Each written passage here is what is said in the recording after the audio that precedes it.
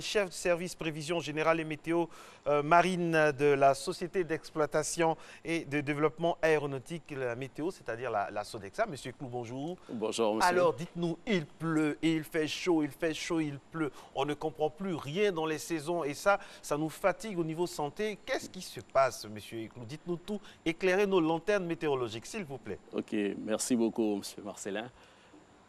La saison des pluies bat son plein pendant ce mois, comme d'habitude.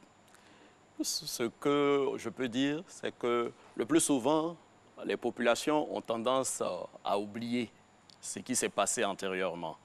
Donc, quand on regarde, les pluies au niveau du littoral ivoirien se déroulent de la période de septembre à octobre. On peut avoir quelques intervalles, c'est-à-dire des balancements qui peuvent aller d'une à 2 semaines. Voilà. Donc, pour ce qu'on a, c'est tout à fait normal. On peut avoir de légers changements, mais la saison demeure. On a des images qu'on peut envoyer en même temps, hein, Jacques Brou. Merci beaucoup. Cette image, c'est l'image d'une de nos stations centenaires, parce que la Côte d'Ivoire dispose d'au moins 3 stations centenaires. Donc, la Sodexam a été récemment primée pour ces stations centenaires.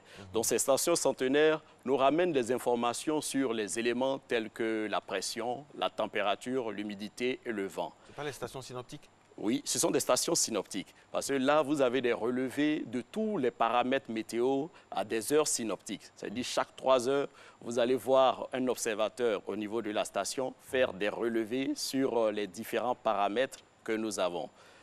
Voilà. Donc, ces différents paramètres vont être utilisés pour pouvoir prévoir le temps futur.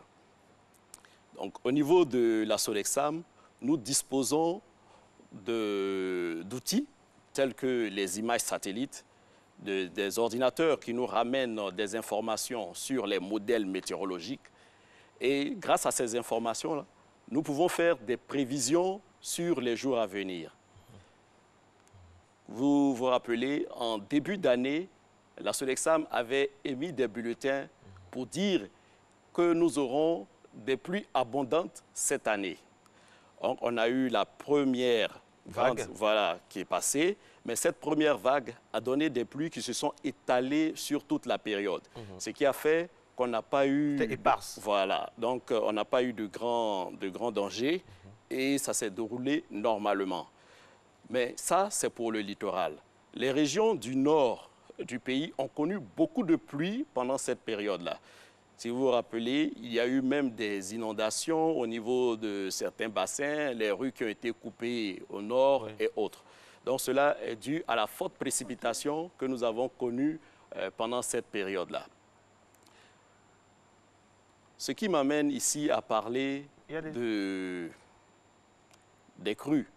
Parce que ces genres d'images... Nous avons des images qu'on peut passer pour voir, pour entériner ce que dit le monsieur sur le plateau. Voici la réalité, c'est de ça que vous parlez? Oui. En fait, ces précipitations sont dues un peu à des crues rapides, ce genre d'inondation. Donc, ce qu'on a, c'est que l'inondation peut avoir plusieurs causes.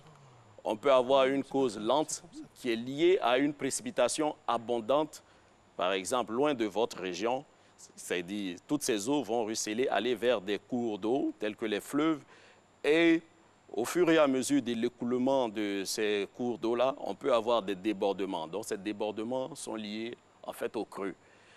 Mais au niveau de la ville d'Abidjan, nous avons eu des précipitations, des inondations qui sont dues à des crues éclairs. C'est-à-dire, il y a un orage qui passe et cet orage-là persiste sur une région et vous donne beaucoup de pluie au niveau de votre région. Vous allez vous retrouver avec ce genre d'inondation, c'est-à-dire des crues soudaines. Voilà. Et c'est ce qui est dangereux, parce que ces crues soudaines engendrent d'énormes dégâts. Vous allez voir que l'eau va se retrouver dans les maisons, même dans les champs de certaines personnes et autres, sous-sols et autres, ce qui va engendrer souvent d'énormes pertes en vies humaines et de nombreux dégâts matériels.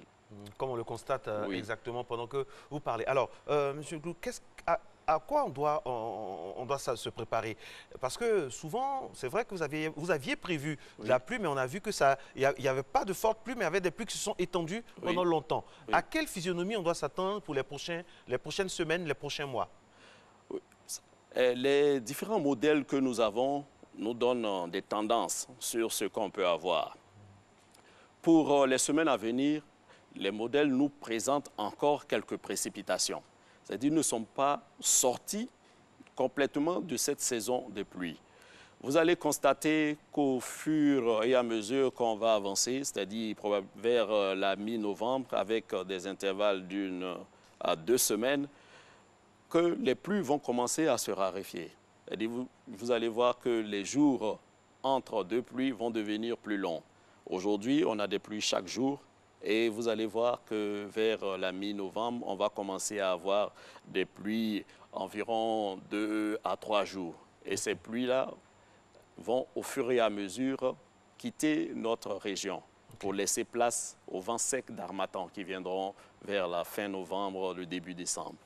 Voilà, on espère que vous avez vos calepins, mesdames et messieurs, afin de prendre des notes. De plus en plus, la structure en charge de la météorologie communique. On a des SMS avec, bien sûr, le gouvernement aussi qui permet d'envoyer des messages afin qu'on puisse parer à toute éventualité. On va rester avec vous dans quelques instants seulement, mais nous avons des impératifs, justement, météorologiques et aussi au niveau de l'information. On vous retrouve tout à l'heure pour une poignée de minutes, hein, Monsieur Eklou. Merci d'être avec nous. Merci d'être à Matin Bonheur. Merci de vous informer chez nous tôt le matin.